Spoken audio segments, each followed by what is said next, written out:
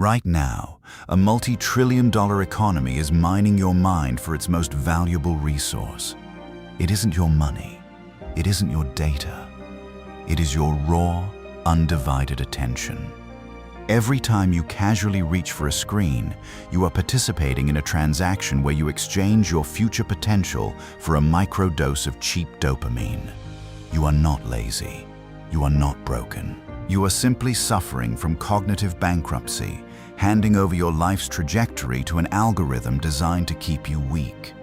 It is time to close the ledger.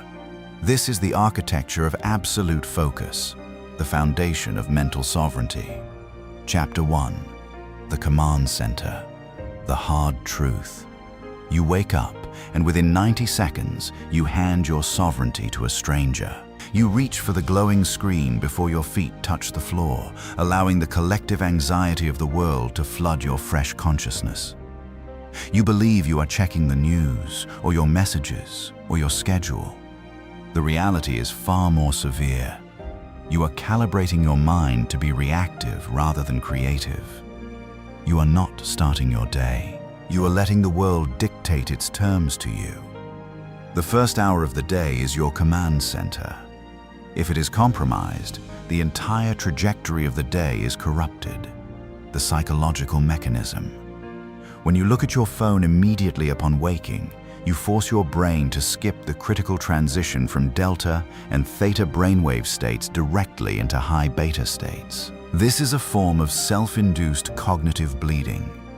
You are training your nervous system to anticipate a threat, a dopamine hit, or a social obligation before you have even established your own center of gravity. The invisible script running in the background is the fear of missing out, which is actually a fear of being left alone with your own mind. It feels easier to manage other people's agendas than to face the silence of your own purpose. You use the noise of the digital world to drown out the quiet realization that you have no plan for the day ahead. The strategic protocol, the 90-minute focus block. To reclaim the command center, you must implement a strict containment strategy. For the first 90 minutes of the day, your phone remains in another room, completely powered down. This is your period of intentional isolation. During this block, you do not consume information. You produce clarity, 90-minute focus block, phone powered off, odd. You use this time to map your highest leverage task, engage in deep work, or sit in strategic stillness. You do not check emails. You do not respond to texts.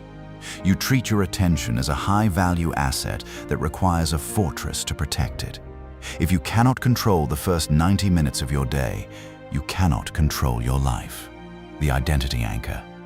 My mind is a fortress. I determine what enters, and I choose what commands my focus. Chapter 2.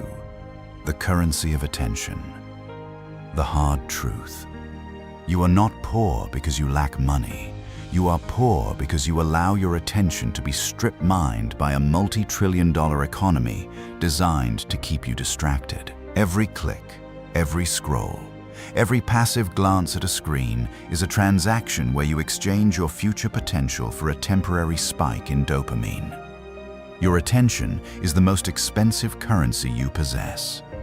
Where it goes, your energy flows, and your future is constructed. If you give it away for free to algorithms engineered by psychologists to hook your primal instincts, you are choosing voluntary bankruptcy. The psychological mechanism. The brain is wired for novelty and survival, not for long-term fulfillment. The attention economy exploits this biological vulnerability by providing infinite novelty with zero friction. Each notification triggers a microdose of cortisol, followed by a reward when you check it. This cycle erodes your capacity for deep focus. The invisible script tells you that staying connected is necessary for survival, but the underlying mechanism is an addiction to validation. You have been conditioned to believe that an empty space in your calendar or a moment without stimulation is a waste of time, when in reality, it is the only space where strategic thinking can occur. The strategic protocol, the 24-hour reset protocol. When you realize your focus has suffered from cognitive bleeding, you must execute an objective debriefing. The 24-hour reset protocol requires you to audit every single point of consumption for one full day. You document exactly where your attention went, down to the minute. Time spent, destination, cognitive cost, passive scrolling, algorithmic feed high, bleeding low return, deep work strategic leverage, 0, bleeding high return. You then eliminate all non-essential inputs for the following 24 hours. No social media, no casual entertainment, no superfluous conversations. You return to baseline. This reset recalibrates your dopamine receptors, allowing you to find satisfaction in quiet execution rather than loud distraction. The identity anchor. My attention is my currency. I invest it only in that which builds my sovereignty. Chapter 3. Facts versus stories. The hard truth. You waste more time overthinking your problems than it would take to solve them. You spin elaborate narratives about your failures, your obstacles, and your critics, mistaking this mental loop for productive analysis. It is not. Overthinking is a sophisticated defense mechanism designed by your ego to avoid the courage of acting on solutions. It feels like work, but it is actually a form of paralysis. You do not need more information. You need less narrative. You need to separate the stark facts of your situation from the dramatic story you have written around them. The psychological mechanism. The mind seeks to protect your self-image at all costs. If you fail, it is safer to blame an intricate web of external circumstances or internal inadequacies than to simply accept that you made a mistake and need to adjust. This creates the invisible script of the tragic hero. You convince yourself that your situation is uniquely complicated, which excuses you from taking immediate, messy action. Your brain prefers the certain misery of analyzing a problem over and over to the uncertain discomfort of executing a solution. You are addicted to the emotional payoff of feeling stuck because it relieves you of the responsibility of change. The strategic protocol, the fortress of attention. To break this loop, you must construct a fortress of attention through a process called containment. When a problem arises, you are permitted to analyze it only within a specific, time-bound container. For example, 15 minutes, vertical bar, 15-minute fact container vertical bar. During this time, you write down only the objective facts on a single piece of paper. What happened, what is within your control, and what the immediate next step is. Any thought that begins with, "What if?" "Why me?" or "They always," is completely banned. Once the 15 minutes expire, the container closes. You are no longer allowed to think about the problem. You are only allowed to execute the step you wrote down. The identity anchor. I deal in facts, not stories. I do not analyze my hurdles. I cross them. Chapter 4. Standard over motivation. The hard truth. Waiting until you feel ready to take action is a form of psychological cowardice. Motivation is an unreliable chemical state that fluctuates with the weather, your diet, and your sleep quality. If your trajectory depends on how you feel on a Tuesday morning, you have already compromised your future. High performers do not rely on motivation. They rely on standards. They do not wait for inspiration to strike. They establish a baseline of behavior that is non-negotiable, regardless of their emotional state. Your feelings are irrelevant to your duties. The psychological mechanism. The illusion of motivation relies on the false belief that your emotional state must align with your rational intentions before you can act. This is an instinct designed to conserve energy. Your brain interprets the discomfort of starting a difficult task as a threat to its equilibrium, so it generates thoughts of procrastination to keep you safe in your comfort zone. The invisible script says, "I will do this tomorrow when I have more energy."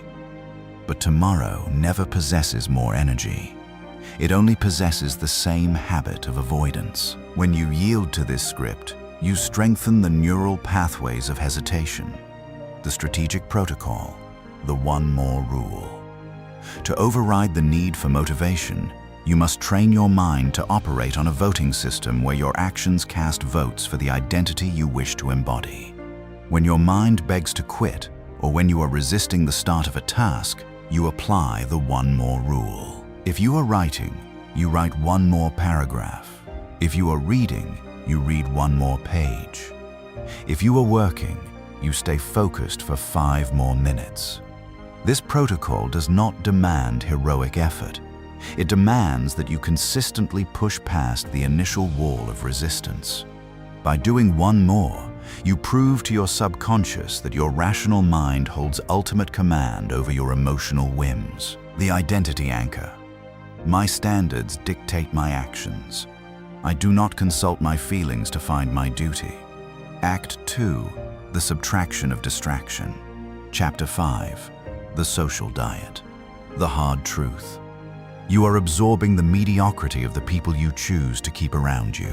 You believe you can remain focused while surrounding yourself with individuals who live in a constant state of distraction, complaint, and low ambition. You cannot. Your mind is highly porous. It absorbs the micro-expressions, the linguistic habits, and the energetic frequency of your immediate circle. A poor social circle is a form of slow cognitive contamination. If you do not ruthlessly prune your relationships, your environment will quietly erode your discipline until you match its baseline. The psychological mechanism. Human beings are mimetic creatures. We learn and adapt by imitating others. When you spend time with people who lack direction, your brain normalizes their lack of discipline. The invisible script running here is the need for social belonging. The fear that if you change, you will be isolated or viewed as arrogant. Your ego would rather stay comfortable in a group of stagnant peers than face the loneliness of moving into a higher orbit. You tolerate energy drains because confronting them requires a level of conflict that your current identity is too timid to handle. The strategic protocol, the social diet. You must implement a ruthless social diet.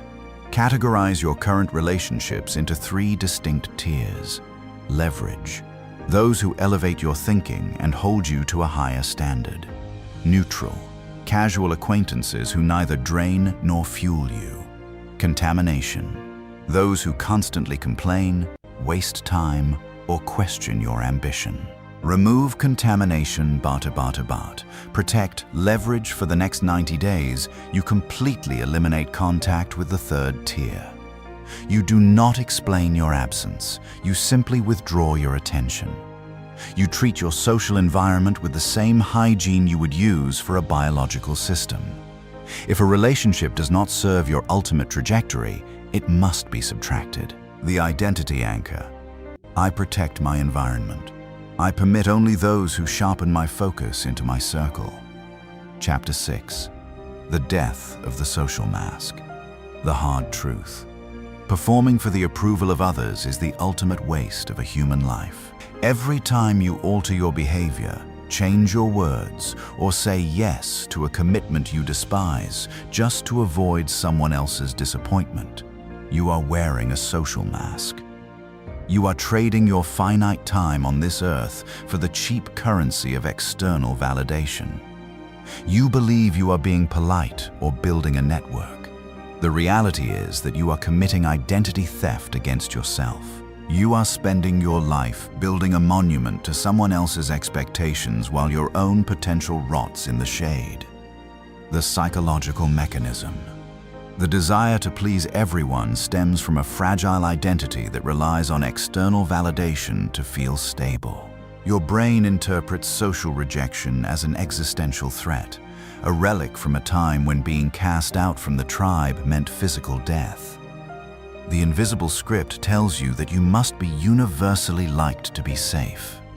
This script causes you to overcommit, over-explain, and overextend yourself. Every time you say yes to something you do not care about, you are saying no to your own deep work, your own peace of mind, and your own long-term trajectory. The strategic protocol, the radical no. To destroy the social mask, you must practice the strategy of subtraction through the implementation of the radical no. For 1 week, your default answer to any request that does not align directly with your current primary goal is an immediate, polite, and unqualified no. You do not invent excuses. You do not offer long explanations, which only invite negotiation. You say, "I cannot commit to this right now. My focus is entirely occupied elsewhere." You allow the other person to sit with their disappointment, and you allow yourself to sit with the discomfort of having set a boundary. This builds the muscle of containment. The identity anchor. I do not live for approval. I am accountable only to the truth of my purpose. Chapter 7, The Illusion of Busyness, the Hard Truth. Being busy is a lazy way of living. It is entirely possible to fill your day with 12 hours of continuous activity.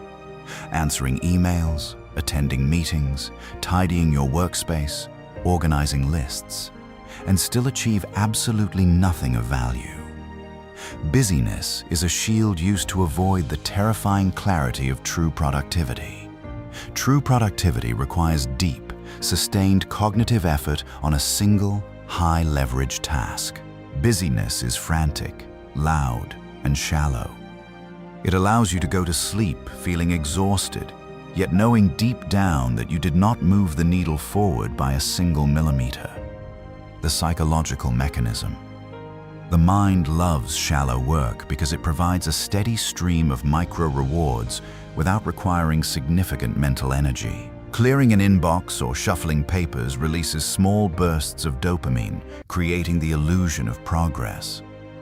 The invisible script tells you that as long as you are working hard, you are innocent of wasting time. This is a lie designed to soothe the guilt of avoiding the primary task. You choose shallow chaos over deep calm because deep work requires you to face the possibility of failure, whereas busyness guarantees a comfortable, predictable mediocrity.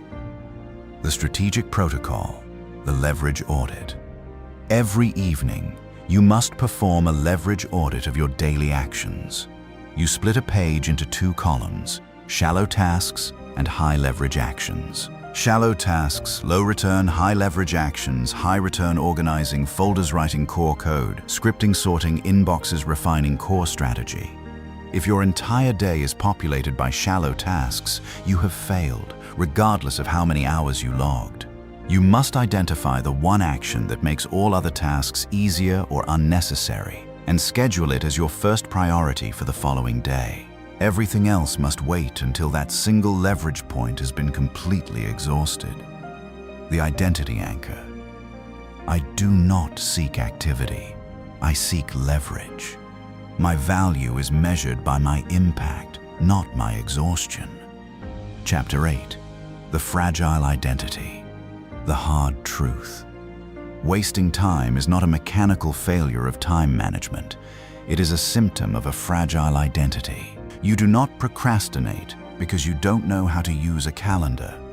You procrastinate because you do not know who you are when the noise stops. When you lack a clear, hardened internal core, you are easily pulled off your trajectory by any passing whim, distraction, or discomfort. You look for short-term relief because you do not have the internal scaffolding required to tolerate long-term delayed gratification. You are playing a minor character in your own life because you are afraid to step into the role of the commander. The psychological mechanism.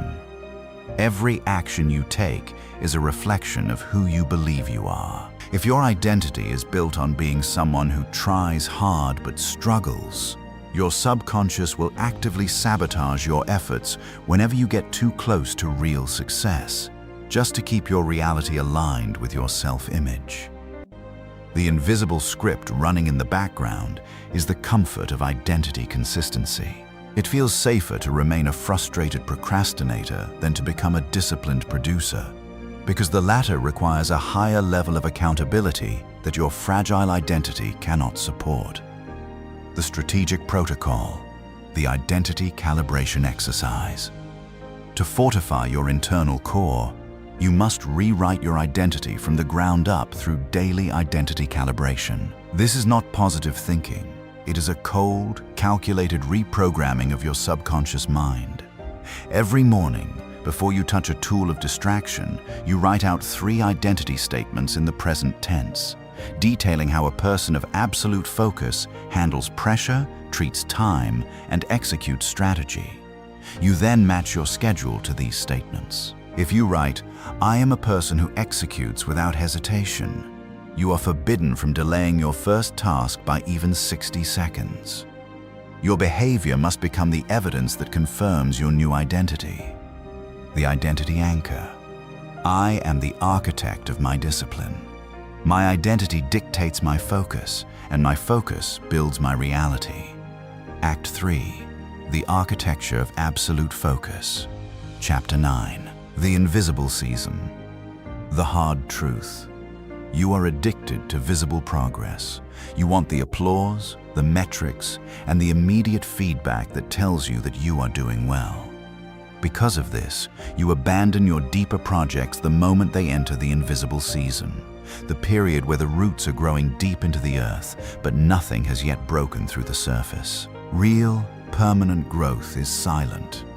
The highest leverage work you will ever do occurs when nobody is watching, nobody is cheering, and no results are visible.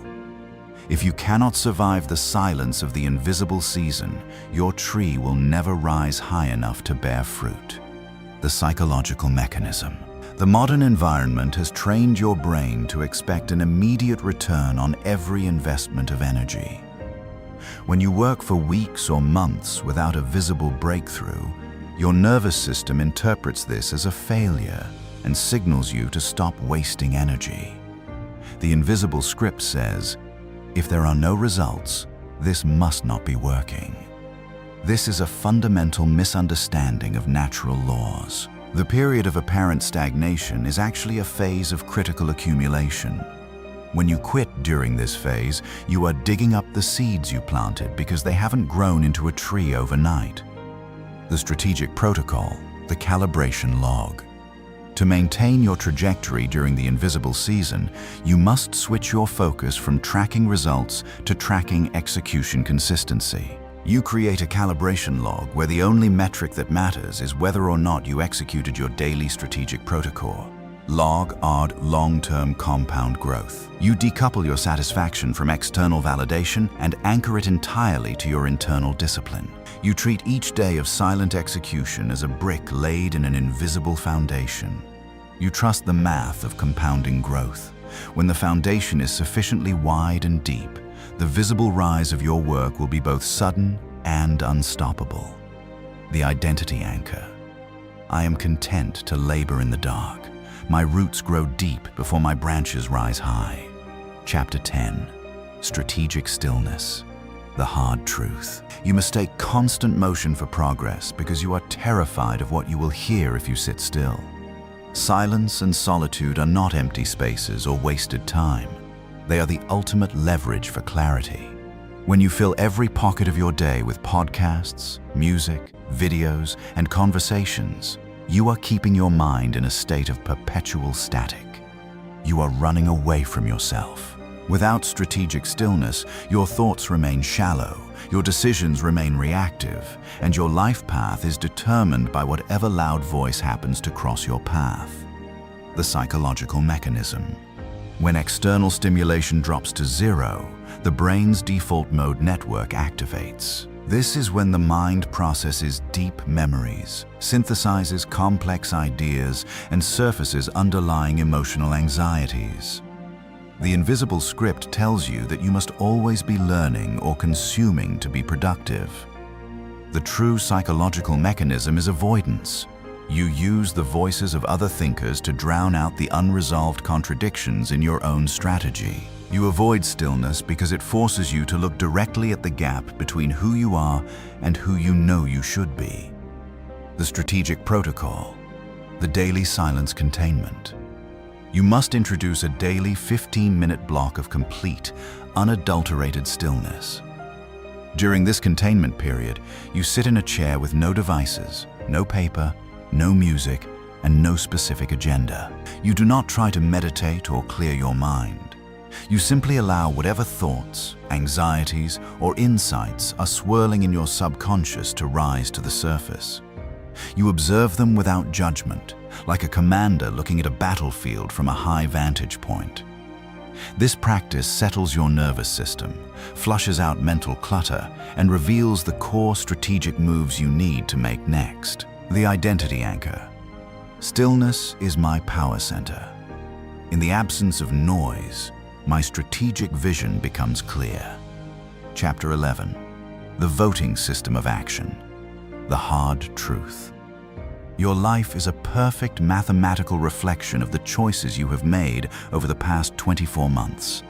Every single action you take, no matter how small or insignificant it seems in the moment, is not an isolated event. It is a vote cast for a specific version of your future self. When you choose to sleep in, scroll, or make excuses, you are actively voting for a weak, dependent identity. When you choose to execute, protect your attention, and speak the truth, you are voting for sovereignty. You are not waiting for a single defining moment to change your life. You are changing your life with every breath you take. The psychological mechanism. The ego likes to believe that small compromises do not matter. It tells you that eating one bad meal, skipping one workout, or wasting one afternoon on entertainment has no long-term consequences because you can always correct course tomorrow. The invisible script is the illusion of the clean slate, the idea that the future is detached from the present. The biological reality is that every choice alters your neural wiring. Every time you compromise on a small standard, you lower the threshold for your next compromise, making failure a mechanical certainty. The strategic protocol, the ballot box audit. To apply this understanding, treat your day as an ongoing election. Every hour, ask yourself this simple question. Which identity did my last action vote for? Casts vote for, sovereign identity Dharma casts vote for, dependent identity. You do not need to be perfect to win an election. You simply need a clear majority. Your goal each day is to ensure that by the time you close your eyes, the ballot box of your actions is overwhelmingly filled with votes for discipline, focus, and clarity. The moment you see a vote go to distraction, you don't give up on the day. You immediately cast the next vote for your highest trajectory. The identity anchor. Every action I take is a vote for my sovereignty. I build my future with every choice. Chapter 12. Emotional regulation as strategy. The hard truth. You waste time because you are emotionally volatile. When you are anxious, you seek comfort in distraction. When you are frustrated, you abandon your deep work. When you are tired, you lower your standards. You view your emotions as commands that must be followed rather than weather patterns that must be observed. If your execution depends on your emotional comfort, you are not a professional. You are a hostage to your nervous system. Correct action requires cognitive space, and that space is created only when you learn to settle your nervous system before you make your moves. The psychological mechanism. Procrastination is not a time management problem. It is an emotional regulation problem. When faced with a task that evokes boredom, anxiety, or self-doubt, the brain's amygdala perceives those feelings as a threat and triggers a flight response. The digital world offers an immediate escape route. The invisible script tells you that you must feel calm and confident before you can begin difficult work. The reality is the exact opposite. Confidence and calm are the results of taking action, never the prerequisites. The strategic protocol, the biological calibration. Before you begin any high-leverage work block, or whenever you feel the urge to escape into distraction, you must perform a brief biological calibration, 4-7-8 breath protocol. You use a physiological sigh or a 4-7-8 breathing pattern to down-regulate your sympathetic nervous system. You deliberately lower your heart rate and release physical tension from your jaw and shoulders. By calming your biology first, you strip the emotional resistance of its power. You create the mental clarity needed to approach the task not as an emotional burden, but as a cool, calculated exercise in execution. The identity anchor. I am the master of my internal climate. My emotions inform me, but they do not command me. Chapter 13. The high leverage trajectory. The hard truth. Most people spend their entire lives climbing a ladder, only to discover it was leaning against the wrong wall. They confuse speed with direction. Wasting time is not just about doing things slowly. It is also about doing the wrong things quickly. If your daily actions are not connected to a grand, overarching trajectory that you have consciously designed, you are simply drifting with high efficiency. You must have the courage to step back, look at your current path, and ask whether your daily sacrifices are actually buying you the freedom and sovereignty you claim to desire. The psychological mechanism. The mind prefers tactical execution over strategic design because tactics are concrete and immediate, whereas strategy requires deep, abstract thought and the terrifying responsibility of long-term planning. The invisible script tells you that as long as you are moving forward, you are safe. This is a trap. It allows you to use your day-to-day work to avoid answering the existential questions of your life. You stay on a comfortable, mediocre path because changing direction requires you to dismantle your current self-image and face the friction of rebuilding from scratch. The strategic protocol, the weekly realignment. Every Sunday afternoon, you must run a deep weekly realignment session. You look at your long-term goals and trace them backward to your daily actions. Long-term strategy, medium-term milestones, or weekly focus or 1-0 daily leverage points. You ruthlessly identify any project, habit, or relationship that does not directly serve your long-term trajectory. If an activity cannot justify its existence through clear leverage, it is cut from your calendar for the upcoming week.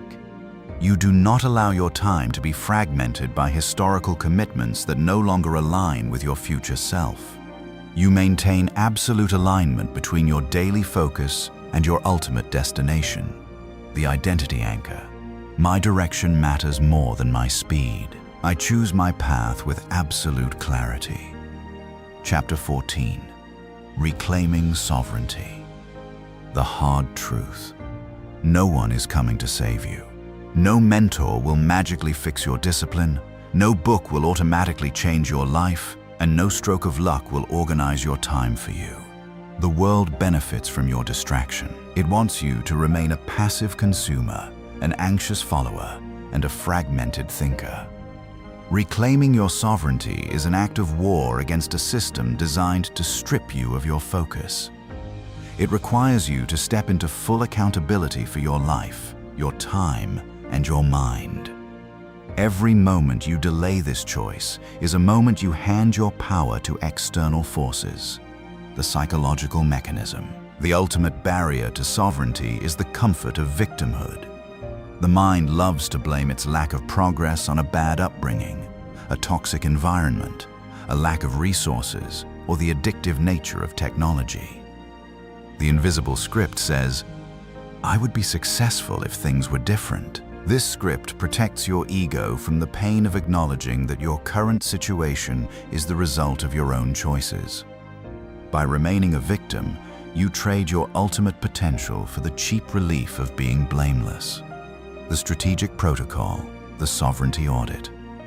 To break the cycle of blame, you must perform a sovereignty audit on the areas of your life where you feel stuck. Write down your biggest bottleneck and list every single way your own habits, hesitation, or lack of boundaries have contributed to it. Identified bottleneck: my contribution, lack of boundaries, immediate internal adjustment, stagnant career, avoiding deep skills upgrade, 90-minute daily skill block, constant distraction, allowing notifications, strict device containment. Once you identify your own role in the problem, you immediately formulate an internal adjustment that you can implement within 24 hours. You take full ownership of the solution, refusing to wait for outside circumstances to shift before you take your next step. The identity anchor. I hold ultimate command over my destiny. I accept total accountability for my focus and my life. Chapter 15. The level of thinking. The hard truth. We have arrived at the ultimate conclusion of this journey. The goal of this architecture is not to give you a set of productivity hacks, nor is it to help you check more items off a trivial to-do list. The goal is to make you completely stable in the presence of distraction. It is to build an internal core so heavy, so anchored in purpose, that the chaotic winds of the modern world cannot shift your position by even a fraction of an inch. You do not rise to the level of your goals. You fall to the level of your systems, and your systems are determined by the depth of your thoughts. The psychological mechanism. The mind always seeks its own level. If you tolerate shallow thoughts, superficial desires, and cheap entertainment in your internal sanctuary, your external life will eventually mirror that chaos. The final invisible script you must destroy is the idea that focus is a temporary effort you apply only when you want to achieve something. Focus is not a tool. It is a way of being. It is the fundamental operating system of a sovereign life. When you raise the baseline of what you allow to occupy your mind, your reality shifts naturally to match that higher caliber. The strategic protocol, the daily standard review. As your final protocol, you must establish a daily standard review. Every night before you rest, review your execution of the protocols detailed in this manual. Did you protect your command center this morning? Did you manage your attention as currency?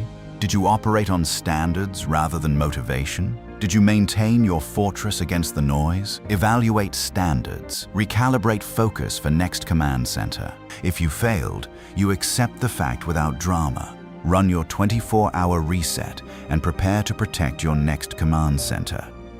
If you succeeded, you quietly acknowledge the win and prepare to do it again tomorrow. You understand that your life will never rise above the level of thinking you tolerate daily. The identity anchor. My focus is absolute. My trajectory is unshakable. My life will never rise above the level of thinking I tolerate daily.